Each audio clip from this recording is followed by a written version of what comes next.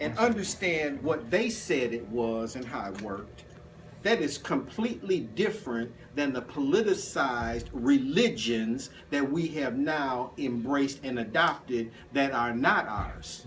And Dr. Clark said the three major religions of the world are really nothing more than murder cults.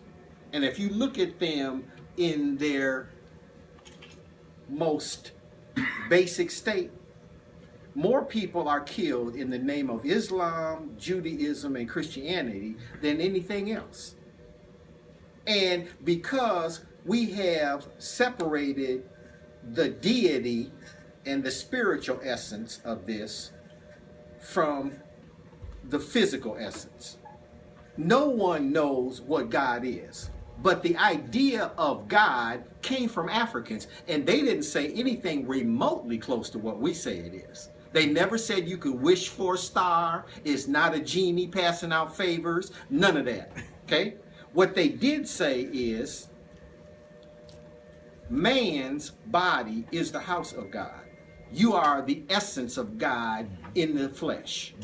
Now, that's what Africans came to know from experience and observation of hundreds of thousands of years, observing nature, observing the celestial body, and understanding the celestial body and the physical body is the micro and the macro. It's one and the same. Now, if we ever get to the point that we understand how this is supposed to work, see, this is the thing that's amazing, and most of these people in this group have these books. The books we have are from 1 to 200 years old or more, from racist white people from England. They said it all came from little pygmies. That's who started all this. The little people that first inhabited the earth. Then they said that the thing that you think is people and stuff in the Bible is body parts. Mm-hmm. All the disciples that you think are individuals are nothing more than the zodiac in different parts of your body. And once you understand that Jesus is a seed born in the solar plexus of everybody on this earth at puberty, that travels the vagus nerve, that's the longest nerve in your body.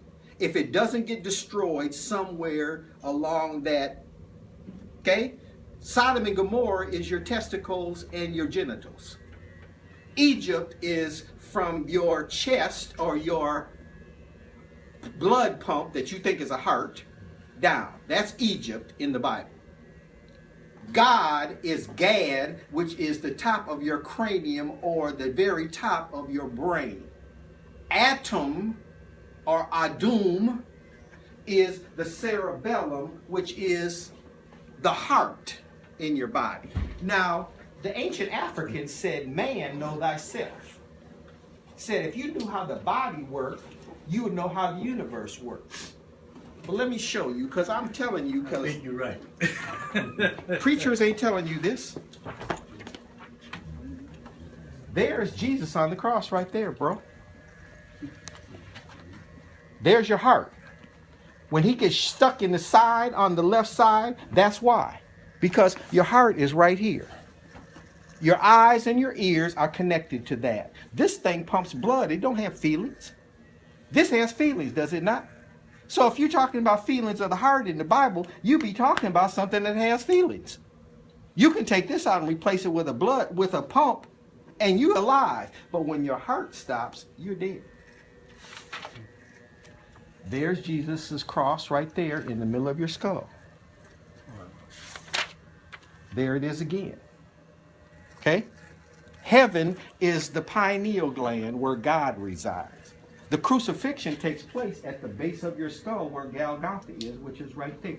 It takes 3 days for that seed to go from there to the all-seeing eye, where it says, Jesus is the light of the world. That's given tithe back. 1/10 of the oil goes from there when it's crucified or refined to there and opens the eye. And you said 3 days. 3 days is how long that takes. That's Jesus in the grave. It's 3 days and 3 nights. Now, what's amazing, All of this is broken down in scripture and verse. And this book was written in 1920 by a medical doctor. How often do you have Christian guests or Christian leadership in your sessions? They invited anytime. Oh, I was just wondering whether or not there was a discourse as it relates to They, this. for the most part,